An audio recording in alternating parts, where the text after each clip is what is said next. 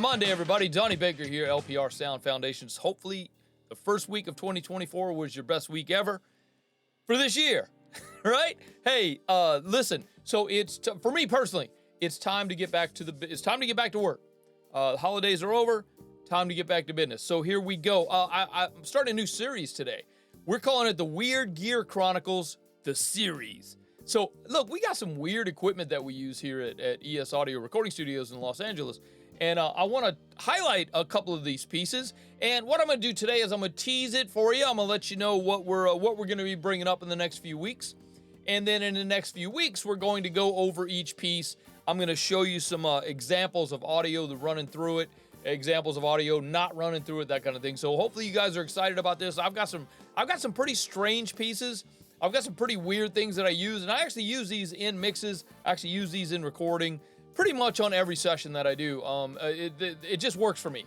And hopefully you guys get some ideas, and hopefully you guys get some incentive to go out and shop your local Craigslist, your local eBay, that kind of thing. Find some of these vintage pieces that are not very used, man. They're not very well known. They're not very used. But bro, I tell you what, it's going to make you unique as a mixer, make you unique as a producer and a recording engineer. So if you're ready to go, let's get talking about these things, okay? So what I got here, man, is the Weird Gear Chronicles Tools That We Use Series 2024. So one of the first things I like, I really use this on every drum session, man. We're going to talk about the DBX 166. Dude, these are plentiful. They're pretty much everywhere, man. They're all over the place. You can find them on Craigslist, eBay, Reverb.com. You can probably find them in Guitar Center used, whatever. So I've seen them at Sweetwater used. They're, $100. And it's one of the coolest pieces of gear, man. They're about from 1979. Like this one's the one I have in my Studio A is from 1979. It's a 2-channel compressor limiter, man. Since its introduction in the mid 70s, the DBX 160 series has been one of the world's most popular line of audio compressors. This is very much similar to the 160. That is pretty revered and hard to find, and everybody wants one. It's just this was the 2-channel version of the single-channel 160. And it is a different signal path. It's a different type of, it's a different type of vibe. But I use this on every drum session. I run my toms through it. Most of the tom work that we do is only 2. We use a rack tom and a floor tom. And yeah, I run those through this. Not necessarily for the gate. Now, I don't really like the gate on this. There's not a lot of control on it. It's one of those either on or off, and you can kind of set the ratio where it actually pivots. But I don't really use that. I mean, for toms, I'll do the editing. I'll do the editing outside of after we've recorded it. You know what I mean? But dude, the compression, the over easy compression is the coolness that gives the toms just this beef and this sound, this tone, this vibe that you don't get with software.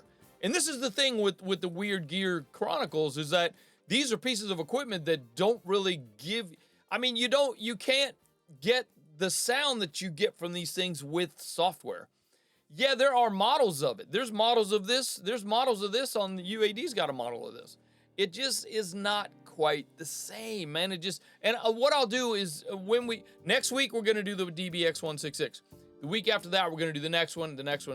So when I do the comparison on this, I'll probably compare it to the software. That way you can hear the difference between it. Really hard to tell on YouTube, but I'll see if I can make the files downloadable for you.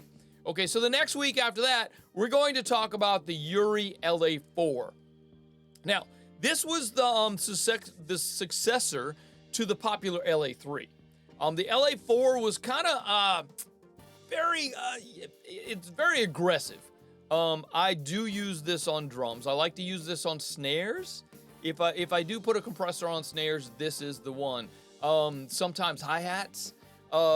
It's a little harsh for vocals, guitar. Oh my goodness. Running a loud electric guitar, a rock guitar through this thing. Oh my goodness. There's a record coming out shortly. I think in February it's going to be released. I'll let you guys know about that as well on the channel. There's a record coming out by somebody who that is, and I use the LA4s on every guitar part. There's 11 songs on the record, and for pretty much all the big, loud electric guitar stuff, I was running things through my LA4s. My LA4s recently they got serviced, so they're sounding pretty good. Mine are from 1977, I think. Per the if I looked up my serial numbers, and they're from 1977. But dude, honestly, these are some of the greatest compressors for me. I mean, if it says it's like the LA4 is not. It's not a Class A. It's using IC chips instead. So it's kind of an LED-based optical kind of thing, right? Instead of the T4 opto found in the LA3, it's LED-based. And so that gives it this harshness. It's like the light is, the brighter the light on the LED, the more it compresses. And that's kind of how it works. And dude, these things are sick. I mean, what I'll do in the comparison is I'll compare it to an 1176, which I do have a hardware 1176, but I'll compare it to the software version of the 1176 on the UAD, because that's probably the closest comparison to the Uris. And my dude, I will not part with these until I am no longer using them and someone else is selling them for my estate. If you know what I'm saying, that's when these will be for sale. So you guys have that going on, okay? So what we got coming up next? Oh my goodness, my Yamaha SPX90. Dude, I gotta tell you, I found a software version. It's called 80s Spaces, and they didn't pay for the license of the to use the word Yamaha SPX90. They call it a Japanese 90 in their presets and things. It's pretty good, but it's not that. It's not my SPX90. Dude, my SPX90 is from probably mid-80s, 1985, 1986. This is part of every drum session I do here in this studio. I actually run my snares. We monitor everything on analog here at ES Audio. And I will run my snares through my analog path out to the input of the SPX back onto a channel, a stereo channel that I record. Now, we do monitor it while we're actually recording it, mostly for the drummer's benefit, so he can feel like he's in a stadium or something, and it just helps him hit more consistent. But I record this track and give it to the client. Now, they can choose to use it in their mix or not. The majority of the clients that come through here love this feature. They love that I give them the stereo version of the SPX90 sound on their snares. Now, I send the snare top and a little bit of the snare bottom to it, and that gives it just this huge, gigantic, I don't know, it's a vintage reverb. Now, this is a multi-effects unit, but I pretty much just use it for the reverb for my snares. That's my go-to on this. I have used it on vocals, but pretty much, more or less, vocals are stay in the box with vocals with reverbs. I mean, my favorite one is Capitol Records, the Capitol Chambers by UAD. That's one I use mostly on vocals. Although, and we're going to talk about this in a later video, Xbox Pro, we're going to touch on that. When the record comes out that's coming out, we're going to talk about how I did a mix. I'm actually going to take one of the songs, and I'm going to reconstruct the mix of it for you. So you'll be able to see how I mixed this big guitar record for a rock guy. Okay, and we'll be bringing that out. Probably, like I said, I think this record's going to release in February. It's just coming back from mastering right now, and the artist is doing all the paperwork and everything he needs to do to get the distribution done. However he's doing all that, that's on him. But I'm excited. It's going to be a great record. You guys know who it is, so you will be excited to hear this record. Okay, the Yamaha SPX90. If you do not have one of these, run out right now, pause this video, go open a YouTube, go open a Craigslist, go open up a eBay, reverb.com. Man, you can pick these up for 80 to 100 bucks. And it is, you'll thank me later. Trust. Okay, so enjoy that. Yamaha SPX90 from the middle 80s is probably one of the greatest reverbs for drums that I have found as of yet. Okay, next we're going to talk about something really weird, really obscure, really strange. You may not have ever heard of this unless you do follow Dave Pensato. Now, Dave Pensato uses this on vocals as well. This is the Boss EH50 from around the middle 90s. 92 to 95.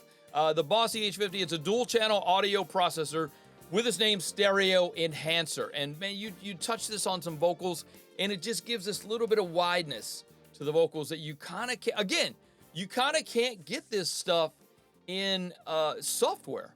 And these are just sounds that it's got something to do with taking the audio, running it into a box, and then out of the box back into your DAW. There's something about it. There's some vibey thing that goes on there, and it's just kind of, I don't know, man. If you have not yet discovered running things out of your DAW, even if you have a cheap-ass Behringer 2-channel mixer, it's going to change and enhance your audio signal path because you're touching analog. Once you take your signal out of the box and you touch it onto some analog, it changes your world.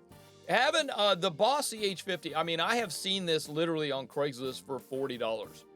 And it just does something to the sound. And what we are going to run this series for the next 4 weeks.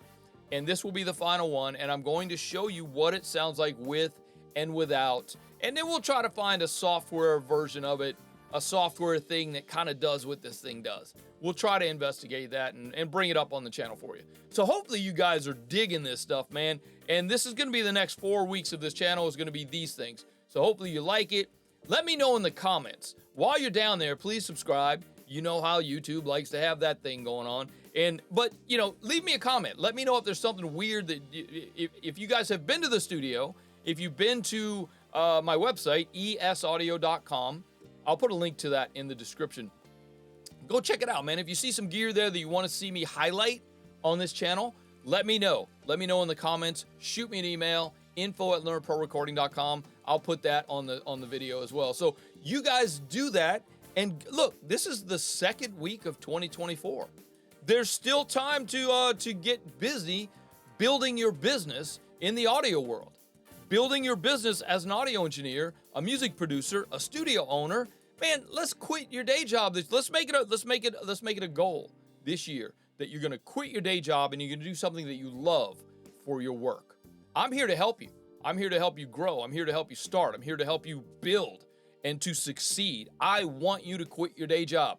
Absolutely, man. I did it 20 years ago and I don't want to look back. Speaking of 20 years, get ready for February, man. We got some cool stuff coming up in February. Unfortunately, we were going to do a live thing on Mardi Gras Day, which is February 13th. Unfortunately, I forgot in my holiday slumber, I forgot to block that weekend, and a producer booked the studio. But it's with a really cool band that I know and love, so I'm excited about that. We're going to do our Mardi Gras celebration either the weekend before or the weekend after. Now, what we're going to do there is this is our 20th year as a studio, and we're bringing you guys the party. We're bringing the party to you. We're going to have a band come in. We're going to play. We're going to party. We're going to live stream. We're going to drink. We're going to have fun. We're going to throw some beads at everybody. It's going to be awesome. So hopefully you guys are getting ready for that. I will talk to you more about that as this gets closer to Mardi Gras Day. You guys know how we do Mardi Gras up in here, right? So there you go. I don't know if you remember last year, but ooh, go look in the live. Go check out the live stuff here on my channel, man, and go look at Mardi Gras from last year. Woo, we got a little outside, but it was fun. We had a great time. So if you guys are wanting to know more about my Weird Gear Chronicles, it's being brought to you by ES Audio Recording Studios, and of course, I am LPR Sound Foundations. My name is Donnie Baker. I am the founder of LPR Sound Foundations. I'm also the owner of ES Audio Recording Studios. I have been the owner of, my wife and I have owned the studio for 20 years. And we are excited to bring you our celebration for our 20th anniversary this year. And we kind of can't wait. It's going to be a party up in here. Hopefully you guys are ready. And hopefully you're going to have a great week, man. I want everybody to go out there and just kill it. Go out there and kill it this week, man. Let's get business. Let's get business done. Let's get business moving. And if you guys need some help with that, please reach out. I'm right here at info@learnprorecording.com. And please, I am here to help you grow. I'm here to help you build. That's my goal this year, is to help everybody build, grow, and scale your studio, your audio engineering, music production business into something that can help you quit your day job. So if you're ready to go, let's get this done. I will see you guys on the blog post on Wednesday.